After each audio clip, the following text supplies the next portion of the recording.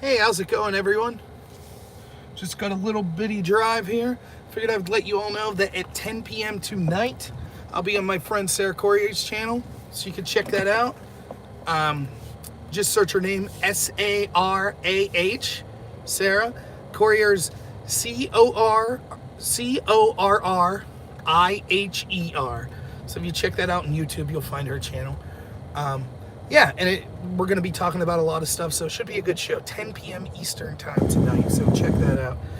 Just want to apologize for the lack of content that I've been putting out here the past couple weeks. For those of you who don't know, I'm trying to work two jobs at the same time. I've been brutally busy. I'm on the midst of a 13-day stretch nonstop of work, so it's tough for me. I get this evening off, then I'm right back to the grind Thursday. I work both jobs Friday, then 24/7 Friday, Saturday, Sunday, Monday, Tuesday, Wednesday. So yeah, baby coming, so trying to put in all the overtime I can. So yeah, I apologize for the lack of content. I'll get back to normal, I assure you, once I'm financially more settled here. So but yeah, it should be a good show tonight. We're going to be discussing all sorts of things.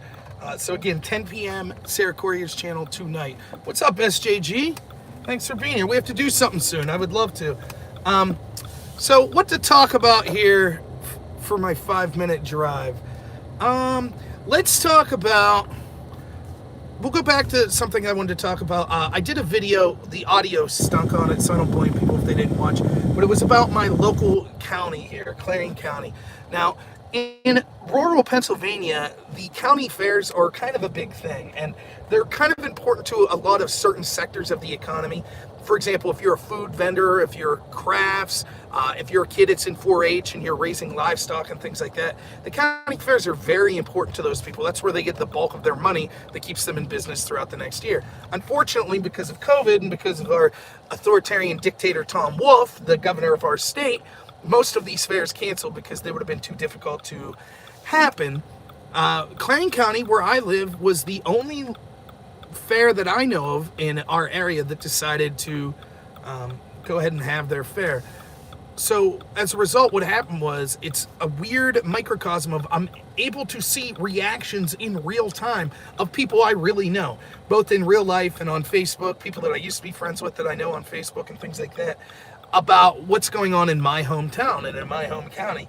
And so anecdotally, I can tell you that 25% of the people I saw are outraged and think that everyone that attended this fair are going to spread COVID and they're going to kill everyone in the county, and that the people that held the fair ought to be arrested. In fact, there's several petitions out, change.org petitions and otherwise, calling for criminal charges against the people that were in charge of the fair, that they allowed it to happen.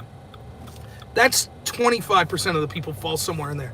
75% of the people are in line with me, which is, we've had enough of the politicization of the reactions to COVID. We've had it with Tom Wolf and Democrats telling us it's okay when Black Lives Matter protests. It's okay to go out for funerals of Democrats. It's okay to, do this, and this. But as soon as someone politically disagrees with them, wants to go to a county fair, or wants to have a rally, that's terrible. It's going to kill us all. And so people have just had it. And I fall in line with that. But it's been interesting to watch people I know that I'm friends with that have done things like, they said they couldn't be more proud to be from Clarion County when they attended the Black Lives Matter vigil that occurred here and violated social distancing guidelines. They couldn't be more proud of that. But if you went to the fair, you're a horrible person that's going to kill people, and you ought to be ashamed of yourself, and it makes them shame to live in this county. I'll just say this, as someone who's been calling for local businesses ever since Tom Wolf has proved himself to be a hypocritical dictator, as someone who's been calling for these businesses to open and say, to heck with you, if we all violate your orders, you can't arrest us all, I couldn't be more happy to be a member, to live in Clarion County and see the people decide that they're not going to listen to this authoritarianism, and they actually showed up and went about living their life as usual. To me, I think that that's a good thing.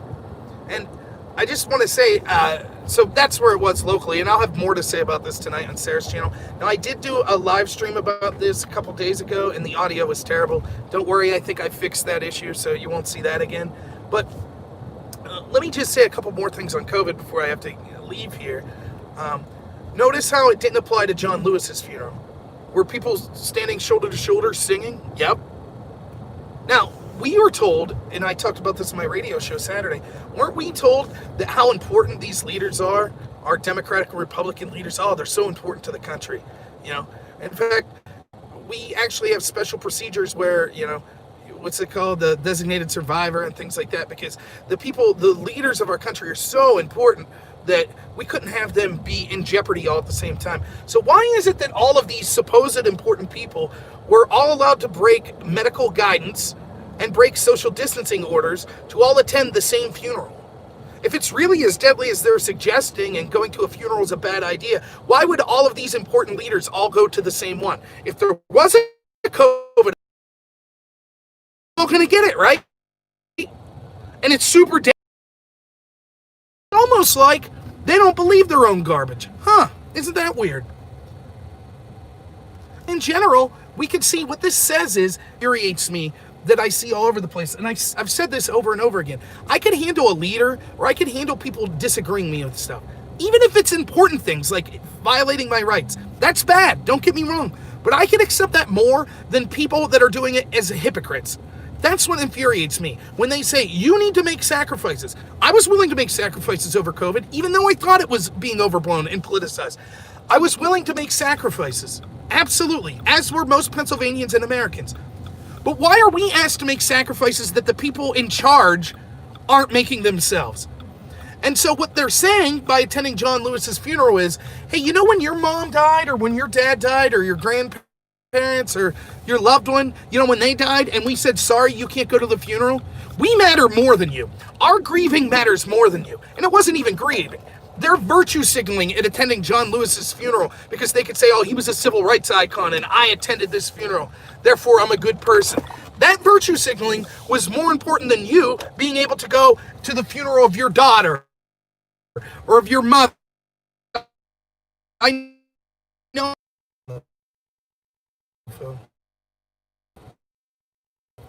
But yeah, it's constantly the mayor of Chicago. Oh, you can't go get your haircut. But of course I did, because hygiene matters to me. And this is what I tell you all the time. These people really do think they're a different species than us.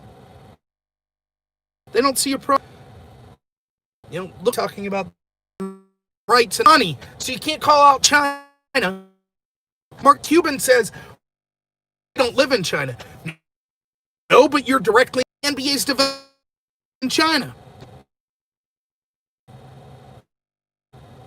When I'm looking at the testing, that 25% of people that are say the cause is worth it to bet.